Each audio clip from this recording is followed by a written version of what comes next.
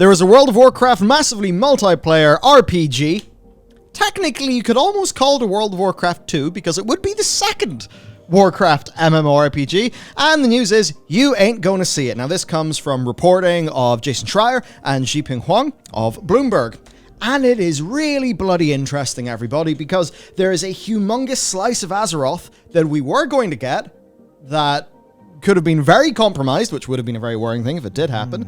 But at the very least, it is a bloody fascinating story. And I have to wonder, will any more leak about this? Because I think there are a lot of questions that people would like to have answered about this one. So, NetEase and Blizzard have had a very, very long relationship. It used to be way back in the day that a group called The Nine, they were the people who basically ran World of Warcraft in China, because the way that it works, if you want to put your big game into China, you basically have to do it in a partnership with a Chinese company. Anyway, after a certain point of time, that went on to being handled by NetEase. World of Warcraft, of course, has been a very popular game in China. In fact, the Warcraft movie was saved at the box office by the Chinese audience who turned up. Basically, it was Euro and China who turned up rather than domestic US for that movie. Which is interesting considering how strong, America in World of Warcraft is. Yeah. But clearly, that was maybe smaller than people thought, or maybe kind of filtered out over time. But then, 10 or so years ago, it's no, it's China and Europe. Yeah, and, way back in the day, people were always talking about, the Chinese gold farmers and all of that. Yeah. But no, it's always been a really important game in that region. And in the present day, it still is. In live World of Warcraft, there's actually multiple Chinese guilds who are super competitive in the race to world first, which is a really cool thing to see. And in addition to that, we also see, when you look at parses on the Burning Crusade Classic, that is a wildly popular game in the Chinese region. They, right now, are having an absolute blast in the Sunwell, just like many of us did way back in the day. So, of course, the other thing that people will know about NetEase and Blizzard is Diablo Immortal! Uh-oh! We've mentioned it again. Sorry. I know, we're all a bit sick of it at this stage. Yeah, so Diablo Immortal, that has recently raked in 100 million. Its Chinese launch was actually delayed in a rather funny situation that really did turn out to be an employee saying some sort of anti-party sentiment on the Weibo account. And that is apparently what actually did lead to that. It was some reference to Winnie the Pooh, I believe they made. Some very, very, not an obvious one, a very quiet one, a very kind of subtle one. And it was still just, sorry, your account's gone. Game's delayed by, it was I think, almost 3 weeks, maybe something like that. I think it was supposed to be early July, and then it was July 25th, which is, that's 3 weeks of very important revenue for Blizzard. Just no. Absolutely, because games, of course, like Diablo, massive in that region too. Yep. Right? They friggin' love action RPGs over there, and NetEase have had successful ARPGs in that region before. So, of course, Immortal, it's brought in, I think it's $100 million. Over 100 mil. It was over 100 mil by the end of July, according to Censortor. Yeah.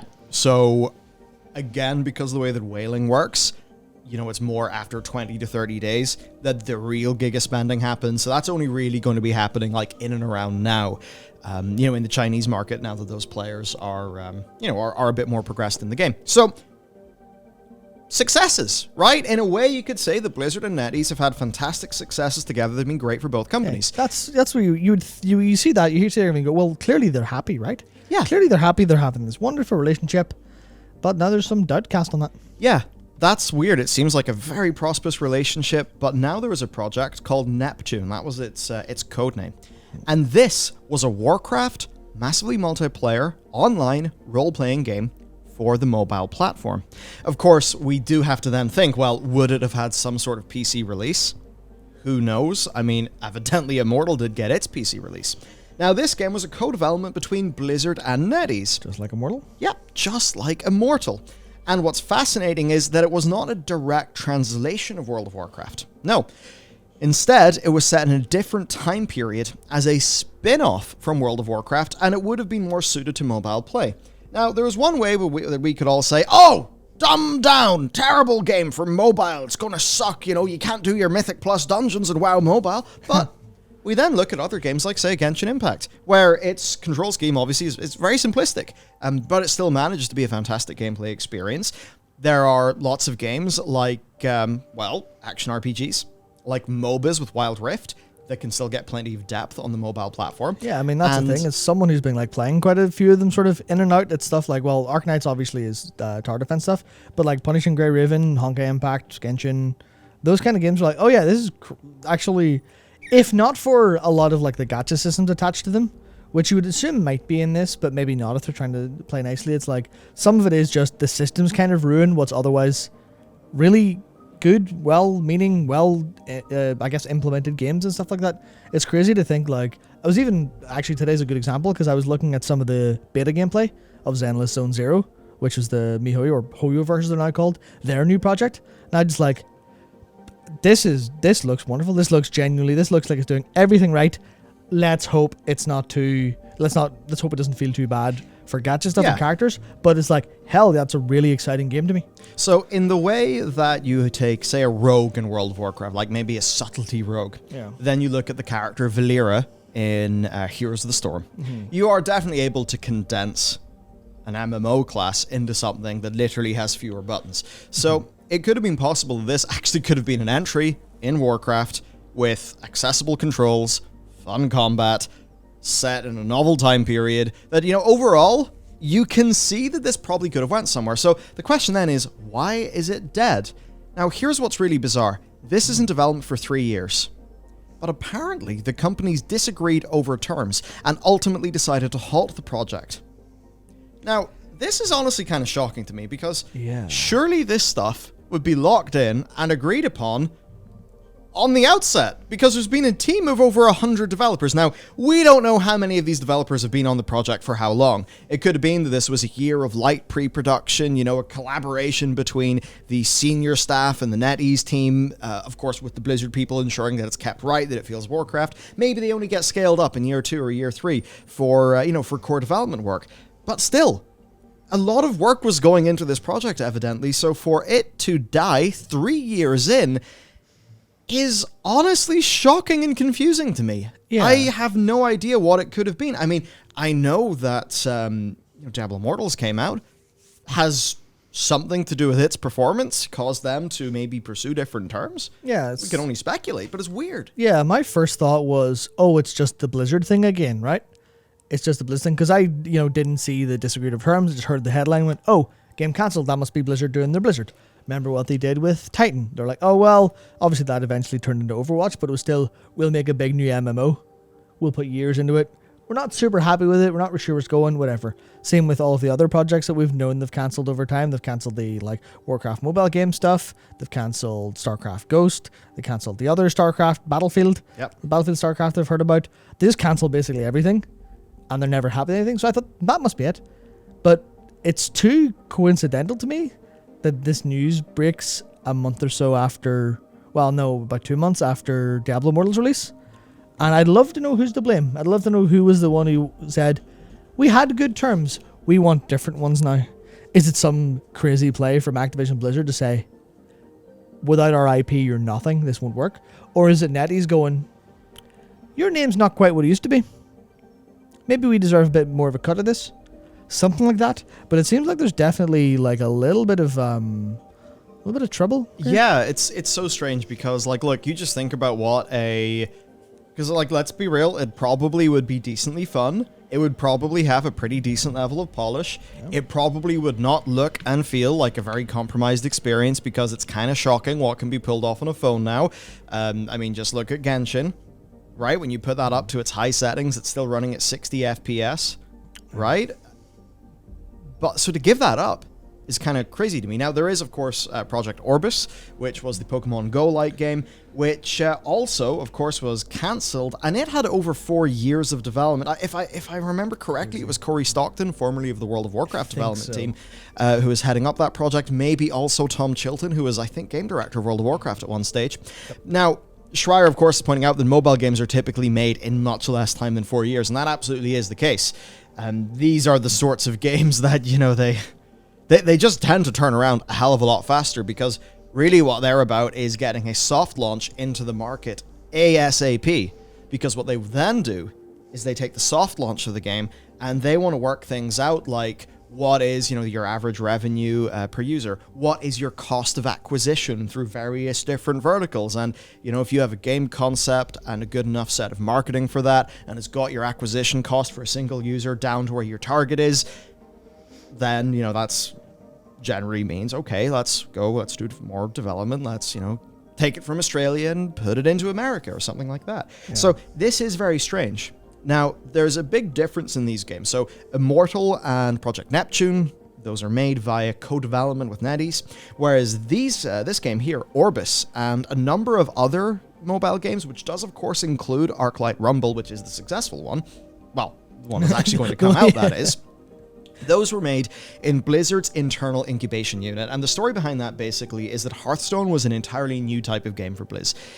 It had a smaller team, and it was a bit more lean, a bit more startup-like, okay? So Blizzard kind of saw that. They thought, oh yeah, this is a good way to make games. Not everything has got to be Project Titan. So what happens is Alan Adam, who was one of the co-founders of the company, he came back in and he headed up this incubation unit.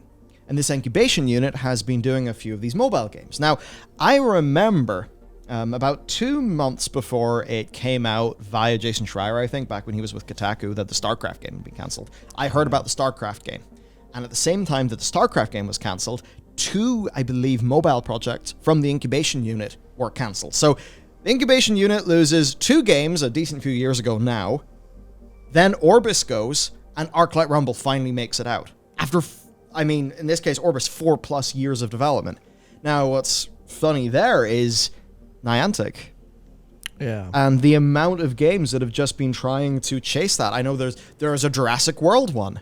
Niantic, of course, they did Harry Potter, Wizards Unite, which, of course, ended up being shut down. And that's like, Wizarding World's a massive IP.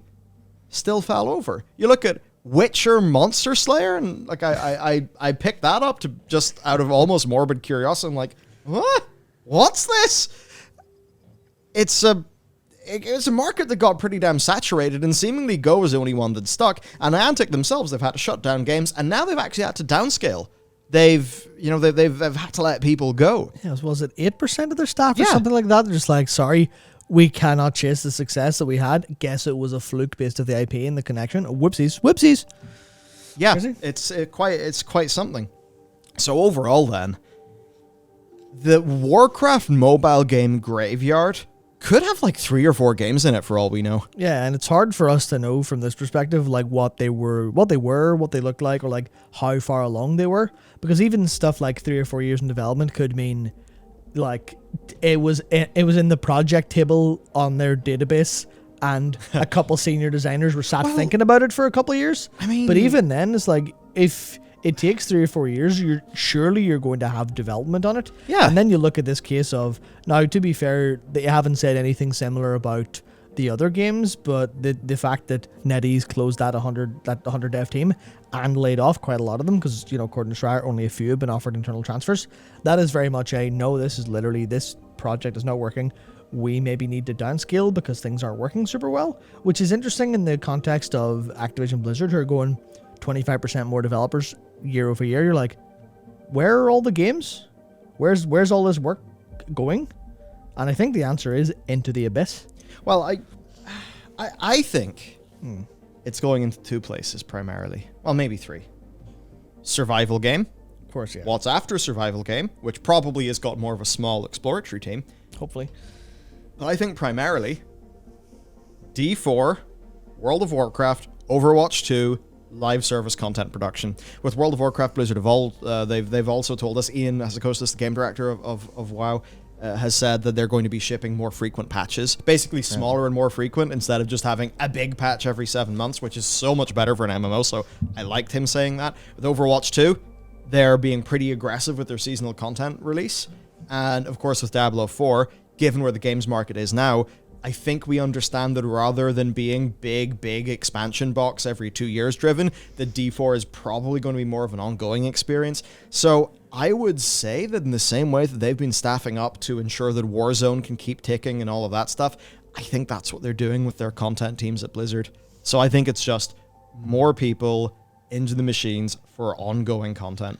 Yeah, maybe that'll feel a little bit better once they have their actual games that they promise to support actually out in the world and live. Because at the minute it just feels like, and obviously the whole thing about there always being the good times around the corner, Blizzard feel really heavy now. We're like, where are the games? Well, I guess where's the stuff? Why are you canceling so many games? Just give us anything. So in this case, I think what I was literally told with the StarCraft Battlefield game is basically that it was fucking awesome. That it looked really cool. That's the part that annoys me the most. But Blizzard's overall reasoning is they have Warcraft, they have D4, they have Overwatch 2. Do they want to repeat what they did in the past? To ship these big games and then under-support them and piss everyone off? Because if you are an Overwatch 2 player, I mean, sure, like, I'd love a StarCraft Battlefield game, totally, but surely what you want, or maybe for a World of Warcraft player, like, do you really want all of their, or most of their eggs in some other basket? No, you probably just want people working in the experience that you know you want so that it's as good as it could be. So, to be honest, I think that this current thing of just trying to double down on Warcraft, Diablo, and Overwatch, as much as there's a bit of that's like disappointing because it would be cool to see a bunch of big new shit, I do think that it's not only what's in the best interest of their shareholders, but it's probably what's in the best interest of their current audience, who in all of those titles have been underserved. Yeah. And the only way to not underserve those people is to increase that headcount and make more content. I think that's the thing. It's like personally very frustrating because obviously, I imagine a lot of people watching are kind of the same, where it's like, you don't want to play one game forever. You want to play one game in like the cyclical form. Yeah. And it's very nice to have other things come in to kind of bide your time because, I mean, a lot of what makes games fun is like the novel aspect of there. It's not, you don't want to play, maybe you do, but you don't want to play, Destiny 2 every week, every night, forever. You want more novel kind of things, especially if you're like an older gamer who's used to like playing kind of, oh yeah, I'll play this for a bit, I'll play this for a bit, I'll play this for a bit. It's a little bit like, why can't we just both? Why can't you just support the games you've made and then also make more ones? Maybe I'm a little bit just kind of wanting everything at once, but like, man, the idea of all of these little side games that never make it to live or never happen, even if they're perfectly fine. I come from the angle of just give us things to enjoy on both sides. But I suppose obviously this is, from the outside perspective, it's easier said than done. Yeah, I think with some of those mobile games, it's almost like some of the reasoning for killing off that. I think some movies that Warner Bros. killed recently. Oh yeah, is it Background Supergirl? I think that's it. Where like some of what people, there's actually Hollywood accounting reasons because of course, but stuff to do with like, there's the cost in finishing the thing and then the cost in marketing the thing. And when you think about the mobile games market, so much of that is like user acquisition costs and all of that shit. And perhaps it's the case that they kind of look at all of that, they think about opportunity cost, and they're like, yeah, but people just have rolling 6-month subscriptions to World of Warcraft, and they buy mounts when we put them in the store. We have a small team of people make a mount, and then like 700,000, 1 million people just buy something the cost of a video game? It's like, shit, opportunity cost, dude. Yeah, that's where I guess some of like my cynicism comes from, where it's like, oh, you're doing the easy thing to make the most profit. You're not doing the thing that like, I guess would spark the spirit of gamers. Oh yeah, because I look at the comparison I'll use, and I'll use it for the next 6 months, especially as previews come out and all the games seem good. But it's like, you look at Square Enix, and sure, they do a lot of dumb shit, like putting any money into Babylon's Fall, and then not immediately shit-canning that project. Maybe we'll see how Forspoken goes. But like, they just have such a wave of games coming out. They're like, who are these for? Like a couple thousand people, maybe 10, 20,000 people at most. Maybe a bit wider, because you've got like Deofield, Tactics Ogre Reborn, you've got Star Ocean, you've got Harvestella, and it's like, I'm going to give them like 500 quid over the next like 8 months, because they're just releasing loads of cool and interesting little games. And that's sure that's like a little there for me, but they're also at the same time working on FF16 and keeping 14 afloat with regular content, and you're like, that's how their model works. And to me, that feels so much more exciting than here's 4 games supported all the time. Yeah, I actually think that there's a way out of this, and Riot are doing it. Because Riot have noticed themselves that they have all these games they want to make, and there's all these nice little projects to be really cool to have, but the opportunity cost doesn't make that much sense, because like a Riot developer is going to cost a lot of money. So do you want to have a Riot developer making Ruined King? Well, instead, you could maybe start Riot Forge. Publish stuff that happens within your IP, where there's a lot of creative consultation so that it feels like a true Runeterra game, and there you go. You get a game, and Indie's made it. It's a great relationship for everybody. The fans get more of a slice of Runeterra. Riot gets to build out their world. An indie team gets to make a really cool game. It's like a fantastic win-win. I suppose maybe a way out of some of this is if there's like a hunger for more things in the Warcraft universe that are not necessarily the things that would make sense when we think about opportunity cost for Blizzard to make. It's something like Riot Forge. Yeah, that's interesting, because thinking about them buying Proletariat, and I think that's probably like the ABK model is basically, I think, decidedly more old school, decidedly more we run business how we used to run business, which is, oh, you're a development team, you're ours. Well, to be fair, with Proletariat, it made sense because it's like this studio's own game was going to fold. Yeah, so it's 100 people too. So like you're not really going to acquire like a 12-man indie for the sake of like team expansion, unless they had some crazy killer tech or something. Yeah, like I think that's why you pick up Proletariat, but like just getting a team of 20 people to like do an indie game, I don't know. I just think Riot Forge is a really novel idea that's really smart. Yeah, it's Riot are doing so many smart things. Yeah, it's some of that kind of almost like risk reduced element where it's like, oh, that was a bad Riot Forge game or not a great Riot Forge game. That wasn't Riot's fault, right? You've got plausible deniability of, we mismanaged that a little bit, but whatever, it's fine. It was this team, we'll maybe strengthen them up later or not work with them again. There's a little bit of like the cynicism in there of like, oh, keeping yourself safe from creating a shit game, whereas Blizzard would never want to do that. Yeah. Outside of, they may have done that, but you know, that kind of idea of always make the premium thing. I guess the final question for today is, what would the setting of this MMO have been? Because I know that was the first thing that I thought about, even if it's not necessarily a game that I would have wanted, because I think about how it'd be monetized, I think about all that, it's not good. But what is the setting? And we look at Immortal's set between D2 and D3, right? In a decently sort of safe period within the Diablo franchise. And I suppose when you look at this within Warcraft, it's kind of hard. I mean, you could set it. I mean, because the thing is, if you set it before Warcraft 3, you don't get to have night elves. You don't have the world, basically. And the orcs are in internment camps and all of that. So you don't really get to have Warcraft, right? So it needs to be set after Warcraft 3. Reign of Chaos at the very least. I suppose it could be set. One way to do it is you could set it in between Reign of Chaos or Frozen Throne and World of Warcraft, because that's a 4 or 5 year period of time. I think. 4. You could set it during that, and I guess if you're building out the world, you could have almost like sort of prequel world building-ish things. But it's kind of hard to see how you just invent a raid for people to do in a world where Nixie is not in her lair, where you can't go and do Blackwing. You know, where Ragnaros stuff just, it's like you can't do it before it was done in World of Warcraft. Yeah, it's weird because you could go the Hearthstone route of, well, this isn't really canon, or this is like kind of a little bit out there, and we're not really involving major characters very much. Obviously, they do now under the non-canon thing. But always the little, here's some new characters, here's some new stuff. But doing that in an actual world that's an MMO would be very, very difficult. So, I don't know, it's like time stuff is one of the things, because Dragonflight's obviously aiming for, hey, here's the history of Warcraft before Warcraft, where we have there's like 10,000 years ago, the War of the Ancients, and then modern stuff, everything in the middle is like a little bit of a mixed bag, or like a, hey, we don't really know the details. And that's what they're going to like flesh out by showing us flashbacks and introducing new stuff from the past. But it's like the only thing you could do is go into the future, but you don't want to do that because then that informs, especially not in a spin-off, because that informs everything your main game has to do. And then you can't also do like something in the middle, because then that has to be completely like, I guess, airtight against everything that happened in the main game. So it feels like running two things in the same IP that are both canon, both attached, would be really super difficult.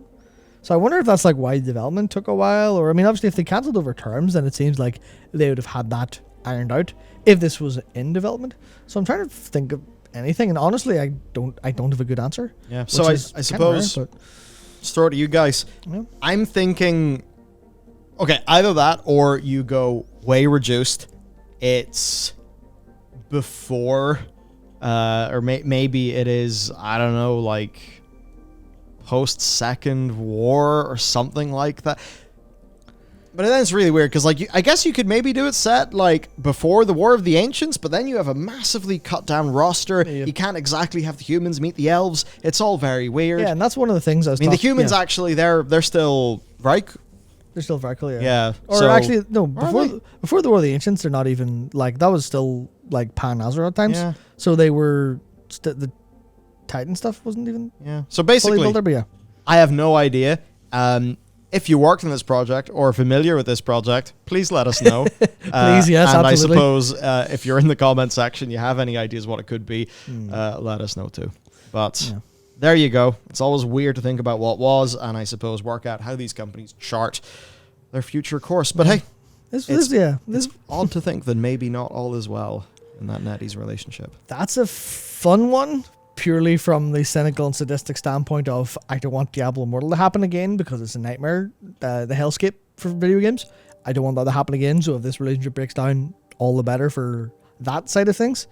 But it is certainly interesting to see, and this is where I think a little bit of like the whole games journalism and how you leak stuff and like when it's a story and when it's important for the audience to hear things is interesting to me, because I love hearing all this stuff, but it's not always super relevant.